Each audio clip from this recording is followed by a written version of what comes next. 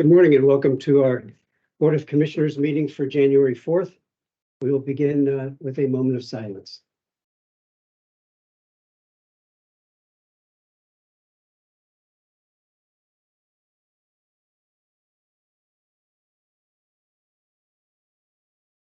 Thank you. Please rise for a pledge to the flag.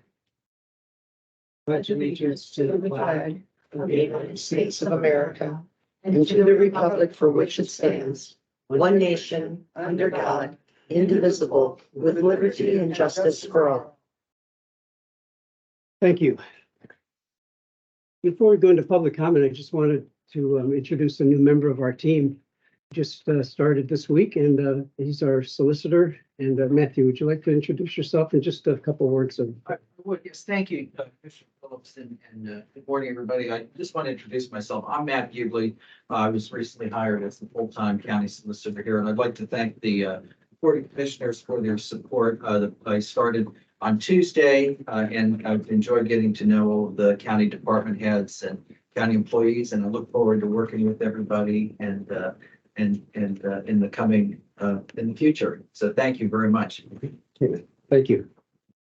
And now for public comment, we do have someone that I know is has already announced that she'd like to speak. Mrs. Jarboe.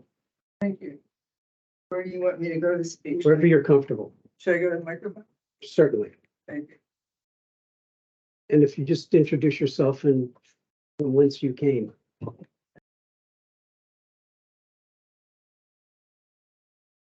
So I'm Abigail Jarboe. I reside at 416 Maple Street, Lebanon, Pennsylvania. And I have a complaint about two different offices here. One being domestic relations, and the other one, the sheriff's office. Now, I have been helping a person who is trying to raise money for child support because he's currently being charged, apparently, $180 a month for one child. And he walked into the county courthouse, this building, and was immediately arrested. At least that's what he tells me. I had brought him, and when I was ready to leave, I couldn't find him. He tells me that he had been arrested, put in handcuffs, taken downstairs or something. Now, I want to know how this is going on when there were two warrants, and I didn't know this at the time. But I found out yesterday they had two warrants out for him, one issued in August, and the other one just recently, I guess. I don't know when exactly. But since August, he's been, as far as I know, he's been around the area, except he was in rehab one month or so. And how come they didn't get him before? Anyway, they sent two policemen out to my house.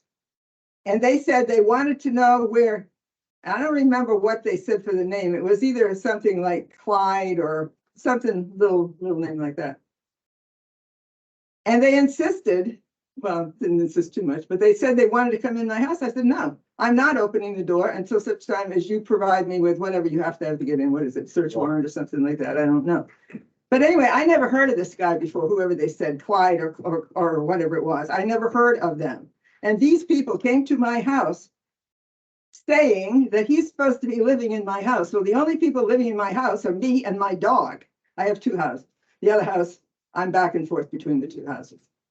So I'm not pleased. Well, anyway, I came over the next day to find out what's going on and why. I talked to the police and I talked to the sheriff.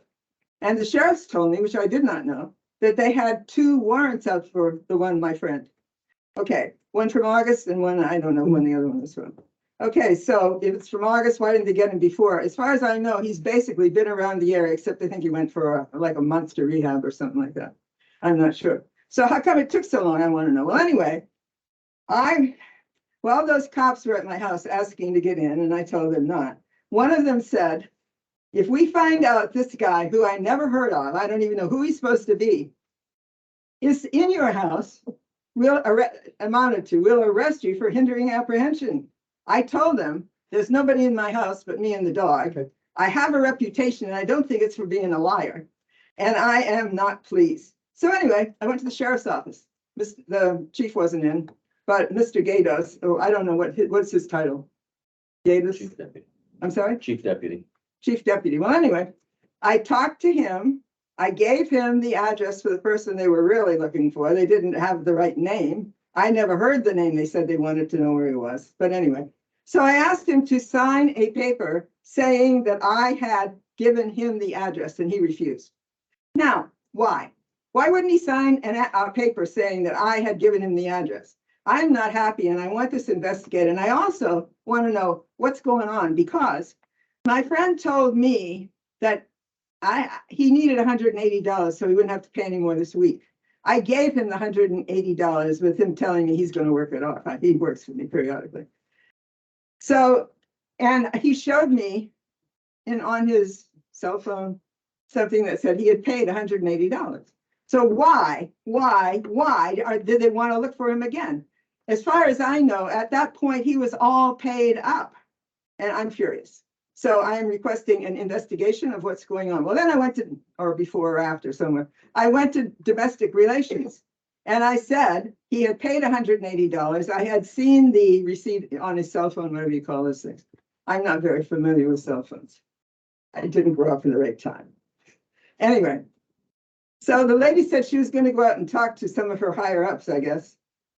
And when she came back, she said, we would tell you, it was my $180 he took to pay it. And I want to know why he was arrested when he told me, oh, he wasn't because I don't even know if they got him yet, but I gave him the address. So anyway, I want to know why that didn't pay off everything. He told me it did. And that he wasn't going to have to pay anything else until after the first week of January.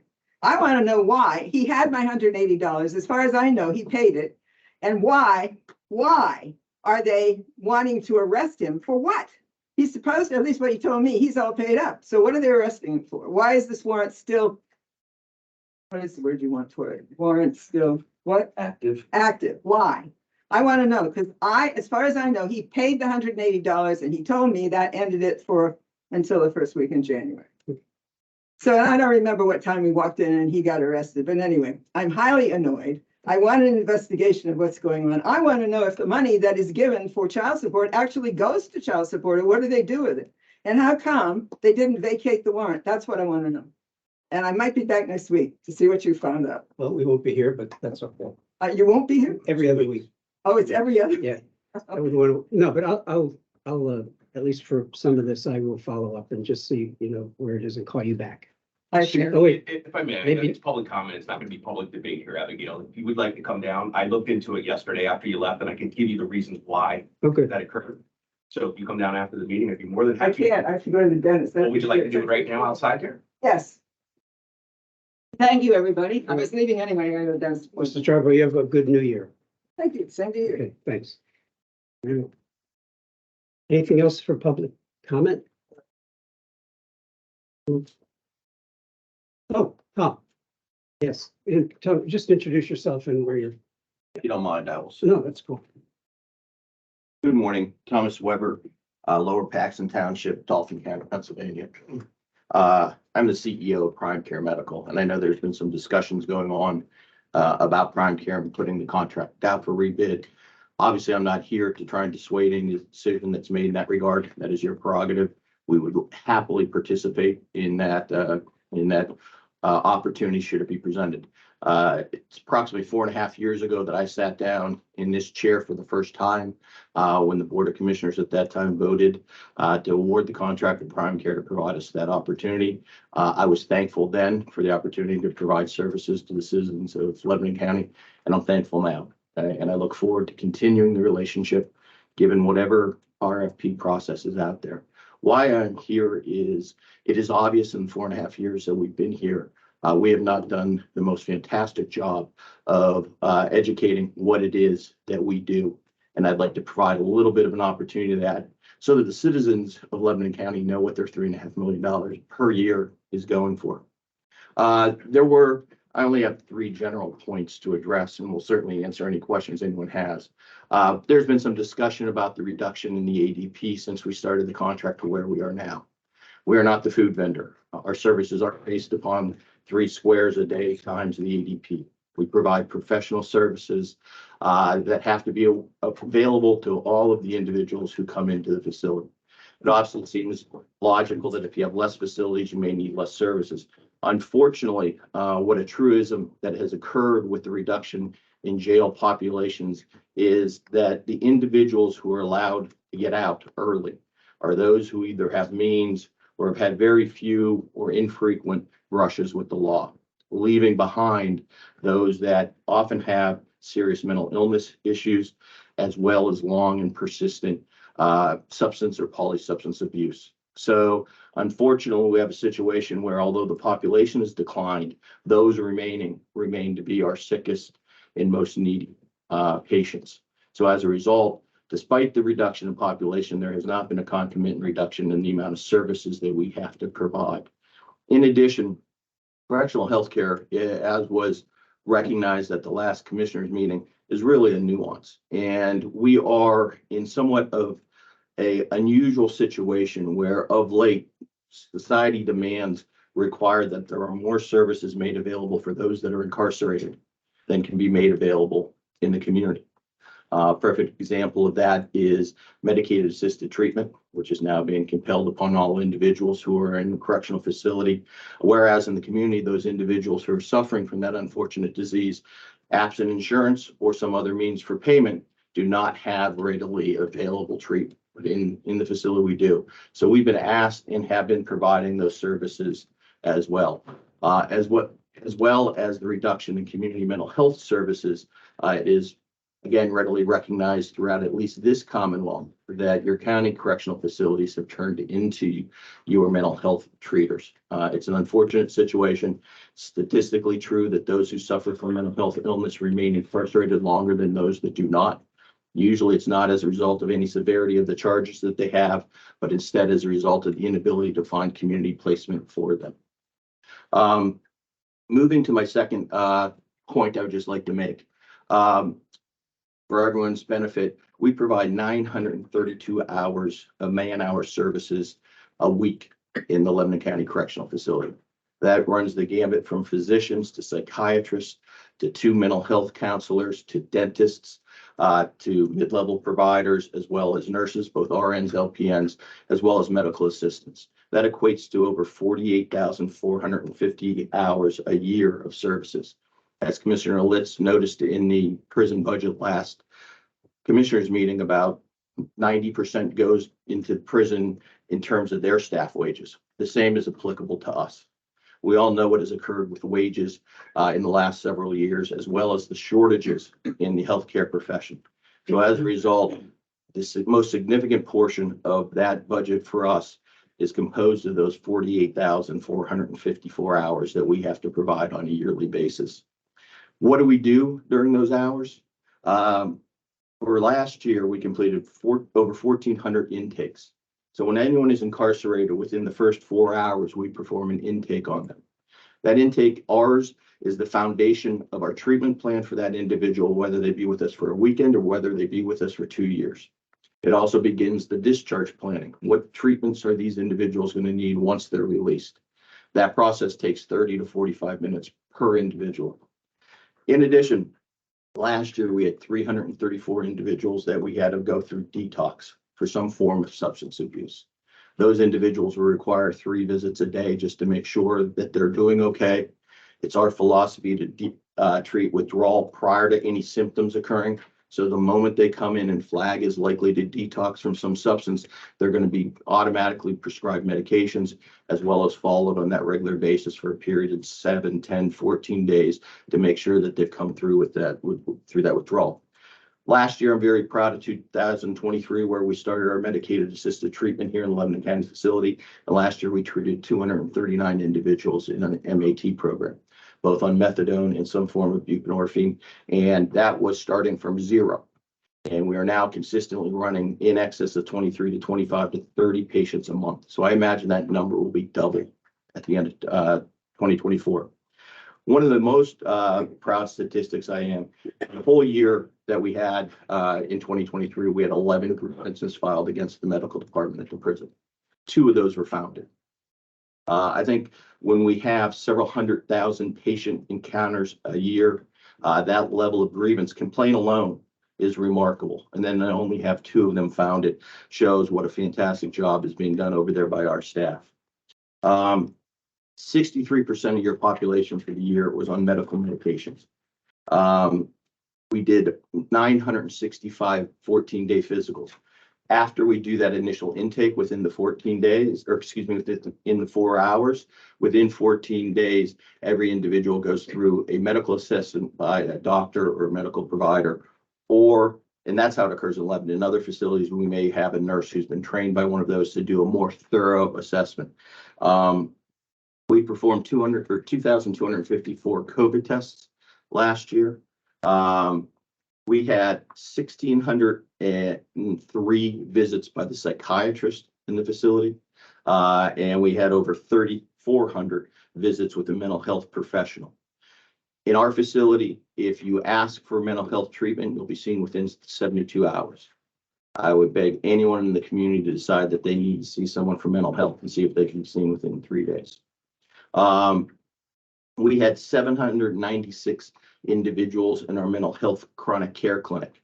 We have a number of chronic care clinics for anyone who flags with a chronic disease, whether it be hepatitis, diabetes, hypertension, or mental health illness. Those individuals will be followed on a regular basis and seen no less frequently than every 90 days. We had approximately 800 individuals classified in that manner in our mental health area. 51% of your population is on psychotropic medications. We had 142 patients last year on a suicide watch to preserve their safety. We also had 510 dental visits last year. Those are just some of the numbers to give you a breadth of the frequency of patient contacts. We, in addition, do 3 med pass days where they're going around and handing out the 63% of medical medications, 51% psychotropic medications. Those can take hours on end. The MAT administration program is extremely labor intensive because we want to make sure that we can control diversion. Up until the last 2 or 3 years, the concept of doing MAT treatment in a prison was prohibited because of the concern. These medications are treated as contraband. They posed a risk to the patient taking them. So everyone has a concern. So it is a lengthy, time-consuming process. The last point I want to touch on are some of the hidden savings that going with an entity like Prime Care can produce for a county.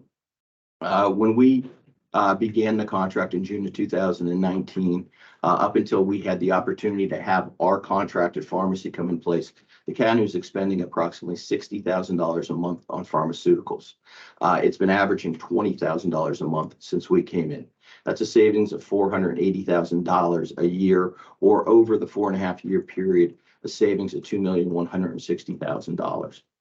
Another service that we provide that does not show up in our contract or in the bottom line of our contract is for all outside service your patients require. The medical unit, and I encourage anyone to visit it if they have the opportunity. We don't have an infirmary. It is not a hospital setting. It's not an ER setting. It's more aligned with your family practitioner. There's certainly treatments that cannot be provided within the facility, such as OB/GYN, complex orthopedics, any kind of post-surgery treatment obviously has to go out for appointments. For any outpatient treatment, since we've been here, the county was billed $3,396,977.93. One of the services that we do is we, as your own health insurer would do, when they get the bill from Hershey Med or Good Sam, your health insurer goes through there and says, okay, the bill might have been $200,000, but we're allowing whatever the allowable amount is. We do that same scrubbing for Lebanon County patients. Of that, over $3 million, almost $400,000 that was billed in the same period since June of 2019, we paid $577,000, a savings of 83%. For any inpatient treatment, the county was billed $1,514,790. We paid $118,759, a savings of 92.2%. If you take those 3 factors of services that don't appear necessarily in the budget bottom line, since June of 2019, we're proud to say that we saved the county over $6,300,000.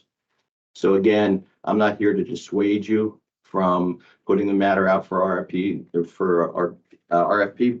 In fact, there are reasons that it would be beneficial for us to do so. Sure. But I do want to make sure if you go through that process you recognize the nature of the services that are required to keep your patients safe, as well as recognizing that perhaps staying local isn't the best thing in terms of some service provider. That former pharmacy that I referenced was a local pharmacy charging $60,000. We came in and we were able to reduce that bill by 2/3 at a savings directly to the citizens of Lebanon County. So we do recognize the size of our contract in terms of the county budget. We're very cognizant of that. We also try and make sure that we provide a very good service at a reasonable price, but the reasonableness of pricing in healthcare right now may not match the other services. I believe everyone at the facility is pleased with the work we're doing, and we certainly look forward to and are hopeful that we can continue it for many, many years. This year, we'll be celebrating our 38th year in existence. Our average length of contract is over 13 years, and that's with us adding 50% new contracts in the last 7 years. We still have our first contract. We have the majority of contracts in Pennsylvania. We have 84 contracts in Florida, 1,800 people through the Northeast. So thank you for the opportunity to give a little explanation of what we do for Lebanon County. And again, as I did at the beginning, I'd entertain any questions anyone may have. Thank you so much for, this comprehensive look at what you did and giving us a fresh look at the numbers and the facts behind what we do. Sure. And anytime, I know we meet with the prison board, anytime you have any questions or would like a more detailed report than the ones I generally give, by all means ask. And if you have specific things you would like us to report on, we'd be more happy to do so. Commissioners? Go ahead. Question. I do have a couple of questions. I know, for instance, we opened a methadone clinic. Are you utilizing that or not? We are utilizing the methadone clinic. We're worked out an MOU with them so that we could guess a dose, because typically what you'd have to do is transport someone there every day, which comes at an expense that doesn't show up in our budget, but would certainly show up on the warden's budget in terms of overtime. So we worked out a collaborative agreement with them wherein we can safely transport and then dose here. They still have to go back occasionally because the prescribing provider needs to see them at least once every 30 days to determine their compliance with the program and where they're going. We are supplying the counseling aspect of that. Anyone in an MAT under methadone must undergo a certain amount of counseling every day. If you're on buprenorphine, it's highly recommended but not required, but we are fulfilling that counseling component of it.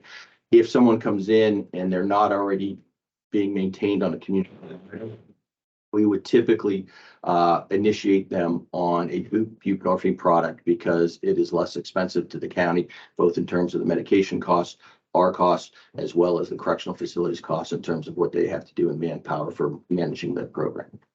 I'm really confused because we have local mental health providers. There's one on Cumberland Street and there's a Panessa. There's different ones. And so I'm like, are you coordinating those visits or are you just bringing in your own people? And We have, I don't understand. and that's why I was here today. We have 80 hours of professional healthcare psychologists and counselors in the facility that provide the care. Okay, but are they your employees Yeah. or are they our local people? Now, there are employees, just like our physician is our employee, our dentist who came into the facility and saw 500 people is our employee. So are we paying for them to drive from outside of the area to come here? You don't pay for anything other than what our monthly charge is. Is that what we are paying for in that $3.5 million? A component, well, we pay those individual salary. We typically don't pay them travel or an hourly rate, depending. As I said, the majority of our wages would fall under the nursing. That's the heaviest component of the staff time. We're here 24 hours a day, 7 days a week. We do not pay our nurses to travel unless we encounter a shortage. We have something called our STARS programs, which are traveling nurses, because we found if you're in a shortage and in this area you can't find nurses, agency nurses don't know correctional medicine. So you can pay $80 an hour to an agency to have someone come in here and not be very useful. So we've developed our own, for lack of a better term, bullpen for individuals that will pay above what the hourly rate is in Lebanon County for you to come into Lebanon County for a couple of weeks. We don't charge you anything different for having to rely on that service, or for the hotel that we may put that individual up for 2 weeks. That is not an additional charge that would come back to the county. Okay. Then my next level of questioning would be Pennsylvania Counseling and Panessa and Wellspan and Philhaven are local companies. So when we pay them, the money is staying here. But when we pay you that money, you're bringing in these people from outside the area? The vast majority of our workers in Lebanon County are Lebanon County residents. That's the piece I was missing, because I would hate to be sending $3.5 million of taxpayer money from Lebanon County out of the county. Yeah, I can understand that, perfectly logical as one of the stewards of the county, to have a position take. I doubt that you would be able to have Phil Haven dedicate 80 hours of service to come in the facility and provide the services. I am not schooled in that. I just know that we were doing it previously. And so I appreciate what you do, but I didn't know where the money was going. $3.5 million is a lot of money. Can interject, I am schooled in that, and I can bet you a lot of money that Phil Haven could not do that. Yeah. Does not have the resources. They don't have the reason to. Right now, as a matter of fact, just recently cut back on some services to local nursing home because lack of And staff. there's a backlog in the community. If they had the extra capacity, that backlog wouldn't exist. And $3.5 million is a lot of money, but 48,454 hours of service is a lot of service too. I don't deny that, but I got more information today than I've had since, what was it, June of 2019 or whatever, on what that $3.5 million is going for.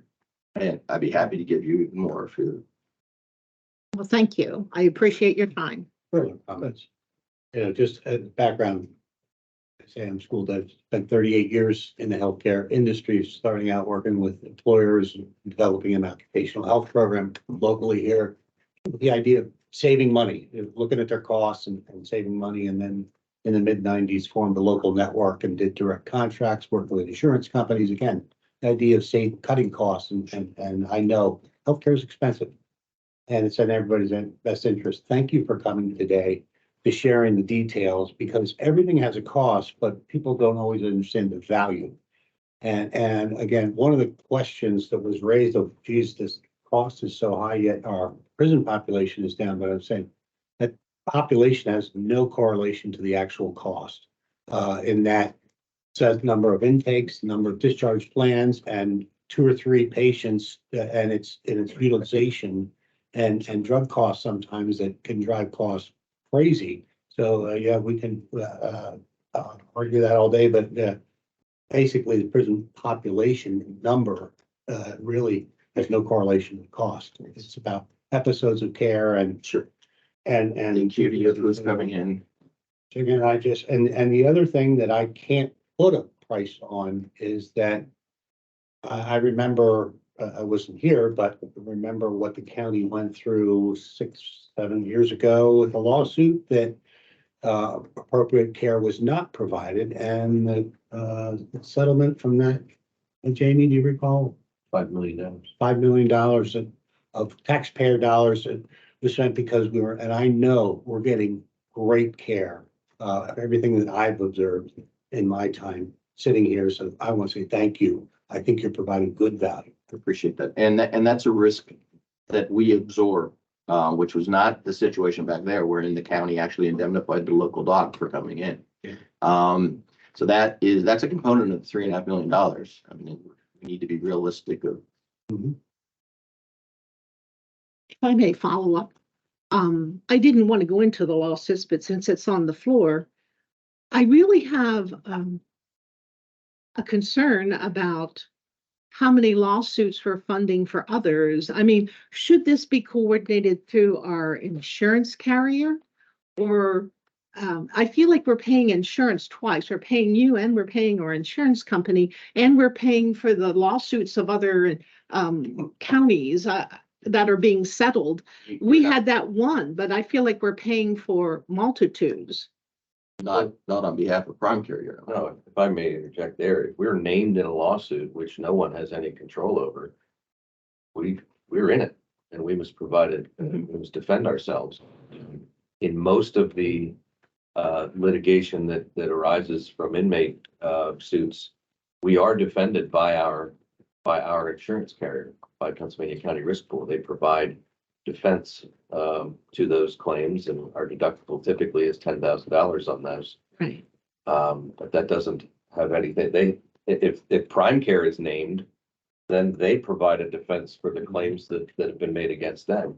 So typically everyone's named. So it's not a matter I of guess- paying for it twice, or I'm not sure what you mean by that. There are some other smaller suits that maybe they're not requesting punitive damages that we would have to defend ourselves, but if they're requesting punitive damages, we're in it, and we're being defended by P Corp. Did you want to? No, I would just echo what our county administrator said with regard to being deemed in the lawsuit. I would just echo everything that he just said. Yeah, we can limit our liability in a contract that we have with Prime Care, but we can't limit whether or not we're named in a suit and have to provide a defense. And it's my recollection as well that it was as a result of that lawsuit that your carrier enlisted the services of a local attorney to conduct an audit of this area and make a determination as to whether what changes should be made in terms of the provision of medical care. I guess, I hear what you're saying. I want to acknowledge that first of all, but I'm talking about when we pay a fee, it is because you have 84 contracts in the Northeast. And with those 84 contracts, if others are sued and have to pay larger settlements in Lebanon County, that affects our pricing. All of our pricing is done on an individual county basis. Now, we have 38 years of experience. We have a rather sophisticated, what we call our what if, that we base upon, the staffing matrix drives the vast majority of your costs, as I've said. That's going to be 85-90% of it, 75 to 80% of your costs. It's just going to be on that staffing. Everything else is delineated down based upon the county level. So we've had losses in other suits. I mean, we have to take that internally. That doesn't come into question that we're like, okay, let's put aside $10 million this year for litigation. We're going to divide that evenly amongst the 84. There are areas of the state where we do budgeting, where it comes into consideration because of how litigious the area may be, how large the facility may be. But no, we don't risk pool, for lack of a better term. We risk pool with our carrier, Yeah. but I'm assuming And that that's they. what I thought was going on with him. And so these are pieces that I've never been privy to before, so I needed to ask. Well, I'm shocked that this has taken 4 years to get to these questions. When you appear at our prison board meetings regularly, you're available, you're accessible, and so That's suggest that- apologizing that I must not have done a good job over the Yeah. last 4.5 years to let you know what we do. Appreciate it. And for the 48,000 visits or whatever that number was, I can add a layer of confidence that they were quality visits, because that's the feedback that I get from the prison staff and so on, that it's not just the numbers, it's the quality of behind the numbers that we appreciate this. Appreciate the feedback. Any other questions? No, but I want to say thank you. I know you're an attorney and I'm just a lowly commissioner. But some people get mean when you question them, and you are always civil. So I do appreciate your tone. Certainly hope so. Yeah, You have the right to ask any question. Yeah. I recognize it's a large number, and if you have it questions. is. And I'm here to I'm not gonna shy represent, away from that. I'm here to represent the taxpayers. And so I do have to ask the tough questions, no matter the timing. When it's appropriate, I try and ask. Sure. Rather answer them than go on unanswered and build up some resentment or doubt or questions as to what are they trying to pull over. Rather be transparent. Thank you. Thank you. I have a question. Tom, I'm sorry. I just was waiting until the commissioners were done. Are the majority of the visits done in the prison done by nurses, nurse practitioners, or, what does that make up? The majority are triaged by nurses. So what happens, there is an opportunity for a patient to ask for a visit on every unit. Those are picked up daily, triaged that night, and they'll be seen the next day. Typically initially by a nurse. Depending if they have certain conditions, it'll all automatically be ratcheted up to either a mid-level provider or a doctor. Lebanon County has benefit of having a physician here 3 days a week. So it goes nurses, most visits, then it is physician and then mid-level provider. Though we are adding a full-time mid-level provider here. I think they started Monday. And your nurses are on call or are in the facility 24/7? That's correct. Okay. Yes. And our doctor, our dentist, our psychiatrist are on call 24/7. So if you have someone come in off the street, and they identify as having psychotropic medications and we can verify those, we have a system in place. It's our goal to have a pill in that individual's mouth within 12 hours. Because we don't want anyone, to start to degrade because they don't have their medications available. So yeah, they're on call 24/7. And just one final question. Am I remembering correctly from last year, and maybe Jamie, you know this, with the MAT program, wasn't there an additional allocation made so that there could be a guard when the MAT? Oh, okay, when the correctional officer is there to assist with the, The warden and I worked together to come up with what a time frame would be, or what a operational need would be, with an anticipation that would be around 25 patients a month. And then both her and I made a request to Dauphin County Drug and Alcohol for apportionment of the opioid settlement money. Lebanon County Drug and Alcohol, so that we would be able to, offset from some of this services. So yeah, a component was that I think it was half of a CO. About $32,000 was allocated from the opioid settlement toward that time. and is that recurring, annual recurring Mhm. cost? Yes. Yep. Okay. That's all I have. Thank you. Okay, anything else? Tom, thank you again for being here. Pleasure. We're still under the umbrella of public comment. If we have anything, did you have a question for public comment? Just observing. Okay, just want to give you the opportunity. So we'll move on to Tina. I'm sorry, move on to the minutes. It's been a while. Where are we? Make a motion to approve those minutes as presented. Second. We have a motion and a second to approve the January 2nd minutes as made part of our packets. Any questions or comments or additions or deletions? Hearing none, all in favor, please indicate by saying aye. Aye. Post same signs, so moved. Now, Tina. Good morning. Good morning. We started with a cash balance of $1,087,632.77. We had receipts on the second and third of $1,999,971.61, which brought our total balance to $3,087,604.38. We had expenditures of $2,626,243.18, less tax claim, which was $8,027.48, which brought our balance to $453,333.72. And just for the record, would you introduce yourself? Tina Tobias, Deputy Treasurer. Thank you. I'll make a motion to approve the treasurer's report subject to audit. Okay, we have a motion and a second to approve the treasurer's report as presented. Any questions or comments? Not all in favor, please indicate by saying aye. Aye, post same sign, so moved, and thank you.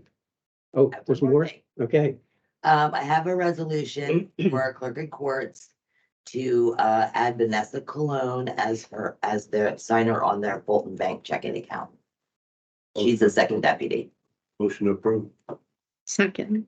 okay, we have a motion and a second to approve an amendment or a change in the resolution to allow an additional signer. Any questions regarding the motion? Not all in favor, please indicate by saying aye. Aye. Aye, post same sign, so moved. Thank you. Thank you, Tina. Good morning. Morning. Introduce yourself. Michelle Snavely, Director of Human Resources. Under Personnel Transactions, Resignations and Terminations, Tyler Greif, casual part-time telecommunicator, Department of Emergency Services, resignation, effective December 27th, with the last working day being November 23rd, 2023. Michelle Julio, Office Support 1, voter registration, resignation, effective January 26th, 2024. Make a motion to approve the resignations and terminations. Second. Okay, we have a motion and a second to approve those transactions. Any questions? Not all in favor, please indicate by saying aye. Aye. Aye. Post same sign, so moved. Under changes of status, transfers, and promotions, I have two motions. The first, to approve the recommendation to implement shift differential for central booking employees, supervisor, and booking agent positions. Second shift at 50 cents per hour and third shift at 45 cents per hour, effective December 24th, 2023. Motion to approve. Second. It's been moved and seconded that we approve that recommendation. Any questions? Hearing none, all in favor, please indicate by saying aye. Aye. Aye. Post same signs, so moved. Motion to approve the recommendation of Sheriff Jeffrey Marley Jr. to move 3 non-union positions within his department from 35 hours worked per week to 40 hours worked per week, effective January 8th, 2024. And the positions are chief deputy and the 2 lieutenants. So moved. Second. Okay, we have a motion and a second. Any questions or comments? Not all in favor, please indicate by saying aye. Aye. Aye. Opposed, same sign, so moved. Renee Ream, change of status from casual call direct support aide at Renova to full-time direct support aide. No change in her rate, effective January 8th, 2024. Motion to approve. Second. Been moved and seconded that we approve that transaction. Any questions? Hearing none, all in favor, please indicate by saying aye. Aye. Aye. Opposed, same signs, so moved. Under other transactions, Renova would like to hire Catherine Sukanic as a casual call physical therapist at $60 per hour, effective January 8th, 2024. Renova would like to hire Rashima Patel as a casual call occupational therapist at the rate of $55 per hour, effective January 8th, 2024. And Renova would like to hire Sherry Valderrama as a casual call speech and language pathologist at $48 per hour, effective January 8th, 2024. Make a motion to approve these other transactions. Second. Okay, we have a motion and a second on the floor. Any questions? Hearing none, all in favor, please indicate by saying aye. Aye. Aye. Opposed, same sign, so moved. Moving on to salary board, motion to approve all transactions previously read plus the following. Caitlin Kreiser, salary increase, telecommunicator and Department of Emergency Services to the rate of $21.77, effective January 7th, 2024. Second. Okay, it's been moved and seconded that we approve those salary board transactions. Any questions? Hearing none, all in favor, please indicate by saying Aye. aye. Aye. Opposed, same sign, so ordered. Thank you.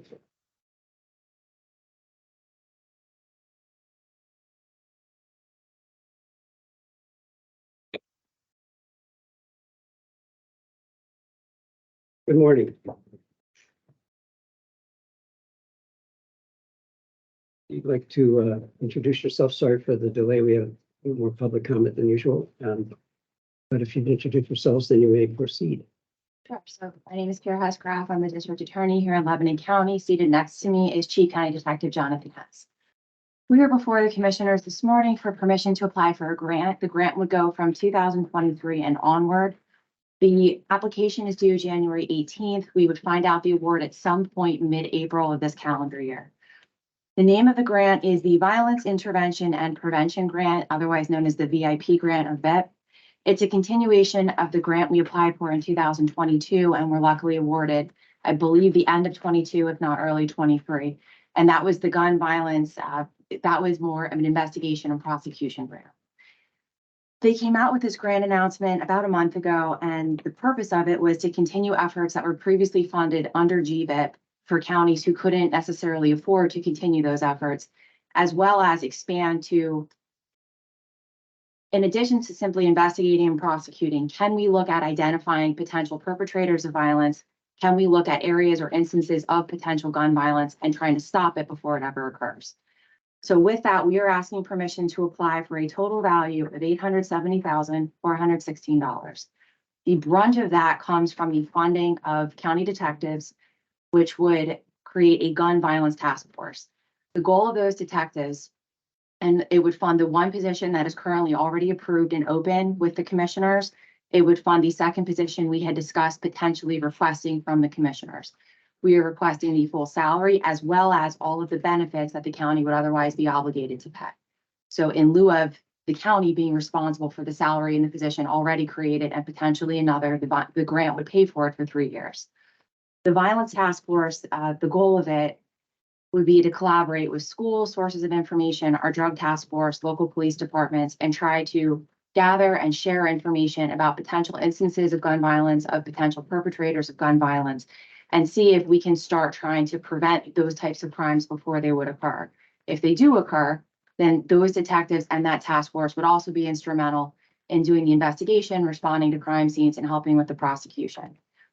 There is a large amount of time dedicated to monitoring things like social media, reviewing forensic downloads of cell phones and electronic devices. Those things take hours upon hours to do, so those detectives would also be tasked with that. The other items we are requesting funding for, it's a continuation of what we got under GVET. So the Celebrate program that we had come before the commissioners and asked to be funded as part of our annual budget, you were very gracious and you agreed to that, but we're asking for that money to come from the VIP grant for 3 years if they're willing to give it to us. That would take that burden off of the county. Under GVIP, we had also applied for and received funding for 5 license plate reader cameras at intersections throughout the county. Those were placed at areas where we believe it's far more likely for a perpetrator of violent crime to pass through to help us identify who the suspect or the perpetrator may be. There's a cost to maintaining those cameras per month. Under GVIP, we were able to get funding for 3 years, but we're obligated for 5. Under this grant, we're asking for the funding for the remaining 2 years. We had also secured a Leica 3D crime scene scanner under GVIP. What we're asking for under this grant, it's additional software licensing to allow more detectives to use it and go through it in a more efficient manner. And it's also an additional laptop to allow 2 of them to be able to do that at once. So it just gives us more manpower to use the already existing piece of equipment. So the brunt of that $870,000 is the salary and the benefits for the detectives. The rest of it only pays to continue all of the software and licenses that we got under GVIP. So we are asking for a letter of support from the commissioners and from the county. John and I sat through a webinar to kind of talk about what were the most important components of that grant and where they thought we should focus more of our explanation and what needed more detail versus less. And community need and funding need was a huge part of that. And I think to explain that from the county's perspective, to alleviate that burden from the county and fund it under this grant, even if just for 3 years, would be a huge thing for us. I mean, if you take that $870,000 and divide that by 3, that's what we're saving the county annually. So we are asking permission to apply. The grant's a bit different with this round. We apply under something called SurveyMonkey first. It's not eGrants. If we are given the initial screening go ahead, then we go through, we apply under eGrants. At that point, we would circulate the signature petition. There isn't any signature page for this first round. So they do an initial screening. If we pass that, then we go to the eGrants more serious round. Just asking permission to apply. Jonathan, anything else? Commissioners?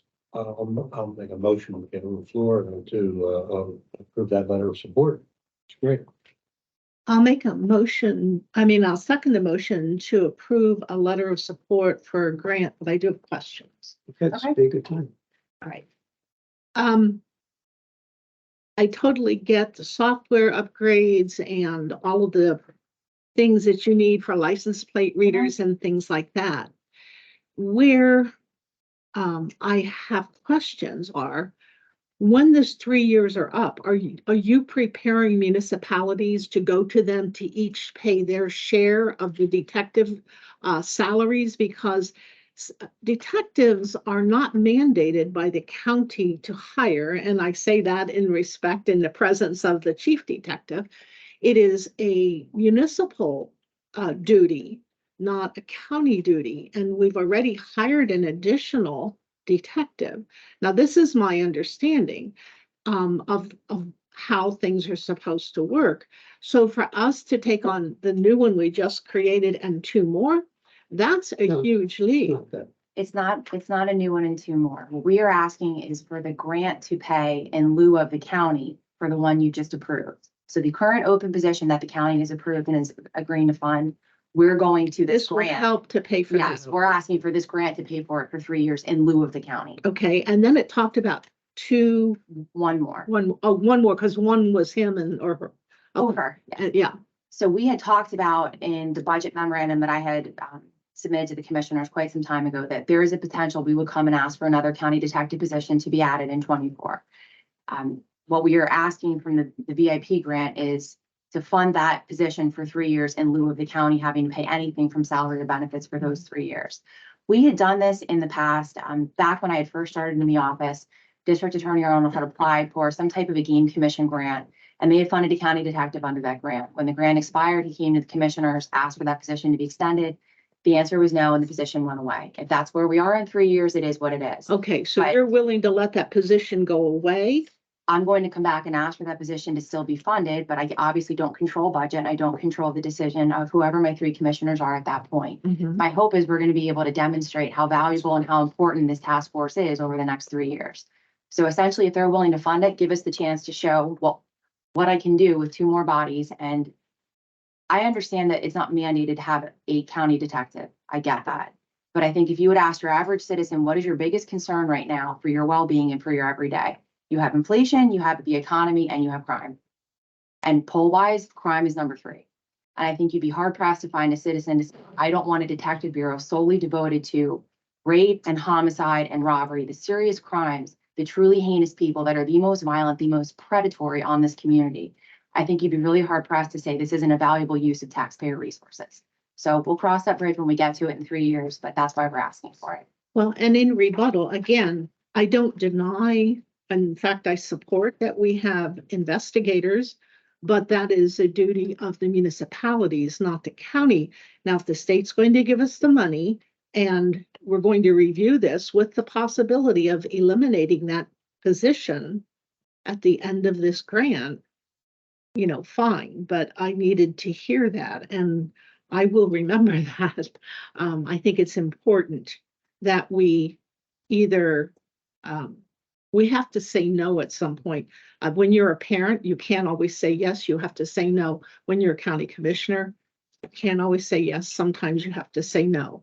And so that's the point I'm at. It's not that I'm disapproving of having more detectives. It's just who pays for them.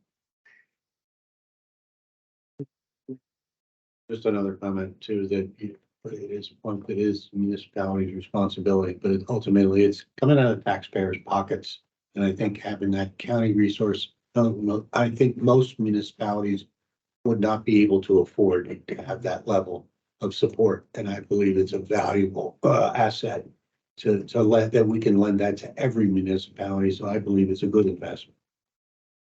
And public safety is about as good as you get with, taxpayer investment. So, and quality of your work as well is well documented. So, anything else? Any questions? Yes. Answered most of what I had in terms of the 3 years. And that this, what would happen at the end of 3 years. The grant is one of the requirements is it cannot be used to supplant local funds or existing funds. So presumption then is that everything that's funded from this grant is new. The detective salaries and benefits and so on, I get, that's probably representing in that 870, about 2/3 of that.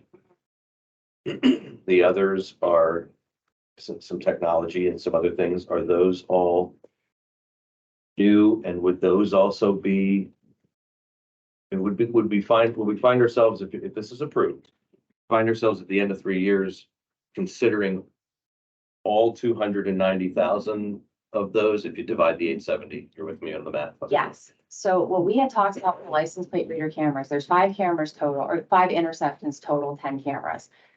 3 of those cameras are being picked up by the municipalities at the end of the GBIP grant. So that's going to go back to the original municipality. The other 2 cameras we're asking to be picked up under this. The hope is at some point, those municipalities where those cameras are going to pick up the cost. If they don't, what we have talked about is we will pay for that at some point out of forfeiture or out of the AG fund, because often the gun violence crime and the drug crime just so overlap and they're so intertwined. So I'm not expecting that everything that is covered under here is going to kick back to the county. And again, we hope the municipalities will absorb it. If they don't, we're going to have to cross that bridge when we get to it. Celebrate, I would say, is the biggest thing, and that's that forensic extraction software that was approved. but we're hoping that BIP will pick that up for the next 3 years. So, and back to just the division of this, you said, 870 over 3 years, that's about 290.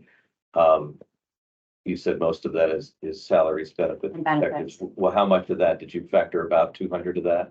I can tell you. 90 maybe?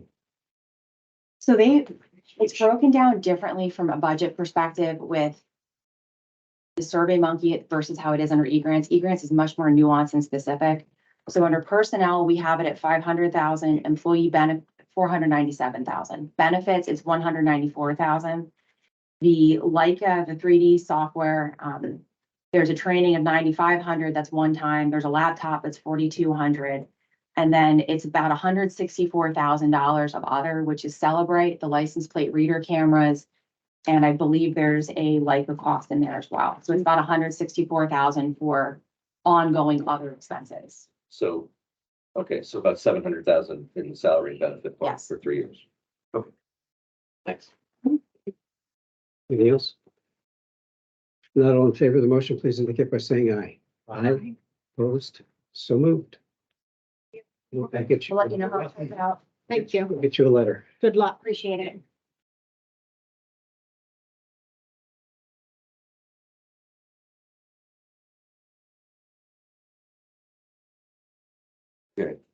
Got 3 or 4 other things here. First one being a reappointment to the Lebanon County Health Facilities Authority. And we've been informed that Robert Funk has agreed to serve another year on that board.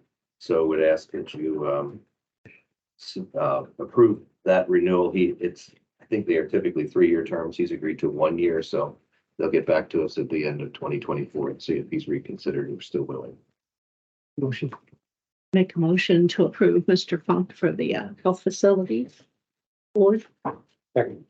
It's been moved and seconded. Any questions? Hearing none, all in favor, please indicate by saying aye. Aye. Aye. Those same sign, so moved. Okay. 2 hotel tax grant fund applications.